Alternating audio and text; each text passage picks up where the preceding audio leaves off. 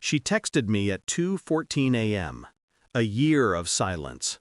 A year of disappearing without explanation, without apology, without even the decency of a lie to soften the wound. And then, that message. I've had my fun.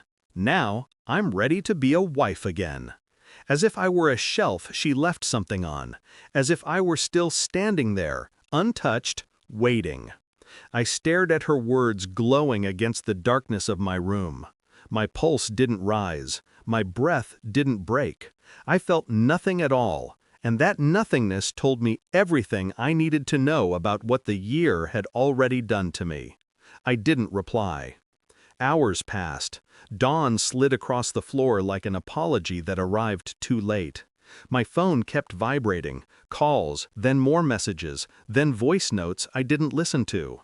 Her desperation climbed with every attempt. By noon, she had moved from sweetness to panic to threats of showing up if you don't answer. I still didn't reply.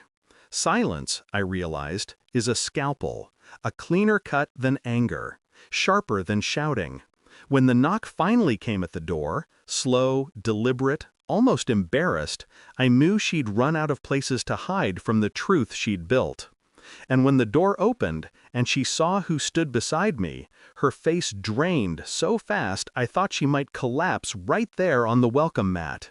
In that split second, I saw it happen, the unraveling, the truth clawing its way back into the light, the consequences finally arriving, one quiet step at a time. A year earlier, everything had cracked without a sound. No fight, no warning, just distance, the subtle kind that builds like sediment underwater. Her late nights became later. Her excuses became polished, practiced. Her eyes drifted when I spoke to her, as if she were listening to someone else whispering behind my shoulder. I tried to understand, tried to ask gently, tried to believe. But some betrayals aren't loud, some are soft, some are intimate in a way silence can never hide. The night she left, she said she needed space to breathe. Strange, I thought, because I had never once taken her breath from her. She moved out the next morning, suitcase already packed, as if she'd planned her exit for weeks, maybe months. She didn't cry, she didn't tremble, she didn't even look at me long enough for guilt to grow roots. I remember standing in the doorway, watching the back of her head as she walked away. Her shoulders looked lighter, freer, like she'd already chosen a new version of herself somewhere else. I didn't chase her, but every man knows when something is wrong. Instinct whispers what logic tries to deny.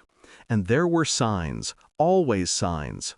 A perfume on her clothes that wasn't hers, a second phone hidden in her car's glove compartment, a slip, just once, when she said "we" about a place I'd never been.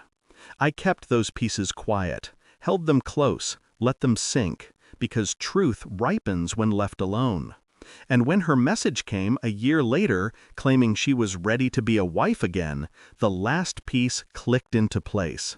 She hadn't run because she was lost. She ran because she thought she'd replaced me. And she came back because whatever she found was worse. The year she was gone wasn't wasted, not by me. I learned to let my questions breathe in the dark. I learned to walk through the lies slowly, letting each one reveal its own origin. I checked nothing at first. No bank records, no social media, no messages. I let time do the work she thought she was clever enough to outrun. But months later, when my chest no longer tightened at the memory of her, I started following the threads, quietly. A subscription she'd forgotten to cancel. A hotel bill from a night she claimed she was with friends. A single photo buried deep in a shared cloud album. Her hand, intertwined with someone else's, the edge of a jacket sleeve I didn't recognize. I didn't rage. I cataloged. I learned the man's name, his job, his address, his penchant for gambling and disappearing when things got real. I didn't contact him. I didn't contact her. There was no need. Truth likes to walk in circles. Eventually, it returns to the place it began. And while I rebuilt myself, quietly, methodically, her world was collapsing behind the scenes. I heard whispers from old friends, a breakup, a public argument outside a restaurant, a rumor that she'd been led on, discarded, left stranded. Everything she'd traded me for had slipped out of her hands. So when she texted me last night, claiming she was ready to return, I knew exactly why. Not love, not regret, abandonment. She expected me to be where she left me, unchanged, untouched, waiting like a spare key she could slip back into. She didn't know I had spent that year learning something far more valuable than anger, patience. And patience, when sharpened, cuts deeper than any blade. When the door opened, I didn't step forward. She did. The woman standing beside me, calm, composed, steady, was everything my wife once pretended to be. A friend at first, then something more. Something earned, not taken. My wife's eyes widened, flicking between us, searching for some sign that this was a misunderstanding. It wasn't. I didn't speak. I just handed her the envelope I'd kept for months, the one containing everything. Photos, screenshots, dates, the proof she thought she'd buried. She opened it with trembling fingers. Her breath hitched before the first photograph even left the paper, and for the first time in years, I watched her feel something real. "You knew?" she whispered. I didn't answer. My silence was the answer. Her voice cracked. "Why didn't you say anything?" Because confession means power shifts back to the guilty, and I wasn't giving her anything back. She stepped toward me, panic pulling her features apart. "We can fix this," she said quickly. "I made mistakes. I was confused." I raised a hand, not to silence her, but to dismiss the noise.